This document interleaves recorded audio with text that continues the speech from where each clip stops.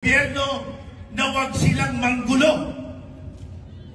Malinaw yan, mga kasamang pulis. Pag hindi nyo ginawa, wala kaming kasalanan. Kayo ng gulo, hindi kami.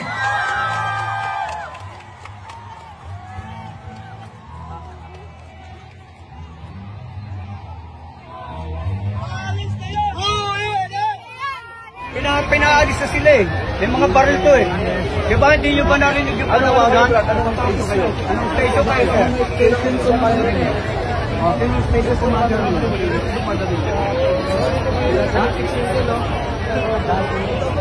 Pero mo, dinayo pa kayo rito. Dayo pala sila, hindi sila taga rito. May mga baril eh oh.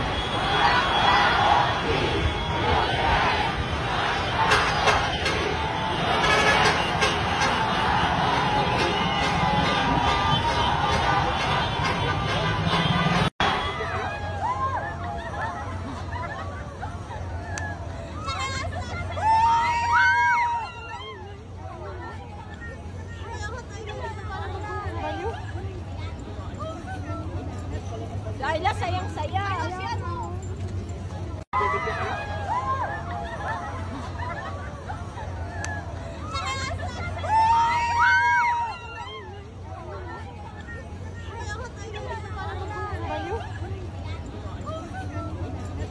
Laila, sayang-saya.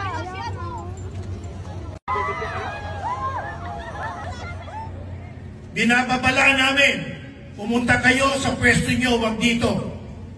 Gusto naming maging mapayapa at gusto naming ipaabot sa gobyerno na huwag silang manggulo. Malinaw yan, mga kasamang pulis. Pag hindi nyo ginawa, wala kaming kasalanan. Kayo ng gulo, hindi kami.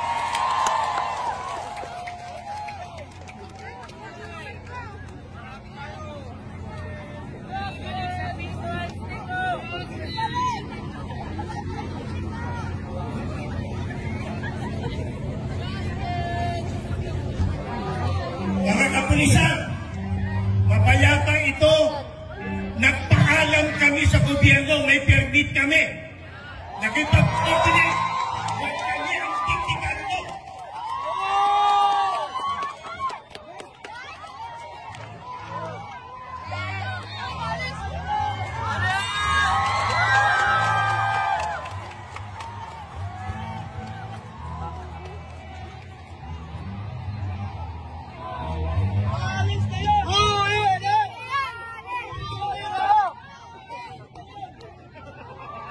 Hayaan nyo, mga kapatid, na umalis silang mapayapa. Hayaan nyo.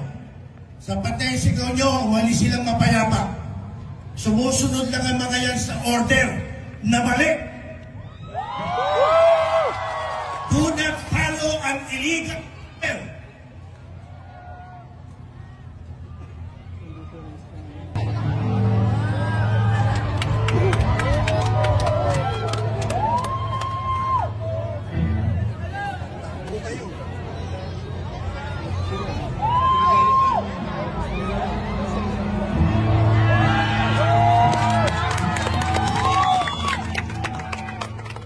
Ayun, so welcome back to the channel. So merong viral TikTok video ngayon na nagpapakita ng isang siguro ministro to or spokesperson na nag-warning sa mga pulis na wag manggulo. Okay, ni-reiterate niya meron silang permit. Ayan, sa video ni Mark Joseph 56. Ayan, nakita natin nagsalita yung isang INC spokesperson. Dun sa video din naman na yun, umalis din naman yung mga police later on. And ayun, alam natin na merong 3-day rally ngayon sa Quirino Grandstand. And in anticipation ng traffic, ng maraming tao, masses, nagpaalala si Acting Philippine National Police Chief, Lieutenant General Jose Melencio Nartares Jr. sa mga pulis na huwag manakot, manakit na mga nagpoprotesta sa mga nagrarally na Iglesia ni Cristo. So ang INC, nagprotesta sila ngayon sa Luneta Park, Manila, habang ang UPI naman or yung United People's Initiative ay nasa People Power Monument, Quezon City. So, ang rally na ito ay pananawagan nila sa transparency at accountability ng gobyerno. Binigyan din niya na walang karapatan ang mga pulis na gamitin ang kanilang kapangyarihan upang manakot at saktan ng mga sibilyan na sinumpaan nilang paglingkuran at protektahan. And then ang PNP ay meron namang commitment ng maximum tolerance para sa rally na ito. November 18 at nagpakalat sila ng higit sa 16,000 police ayon sa inquirer.net, no?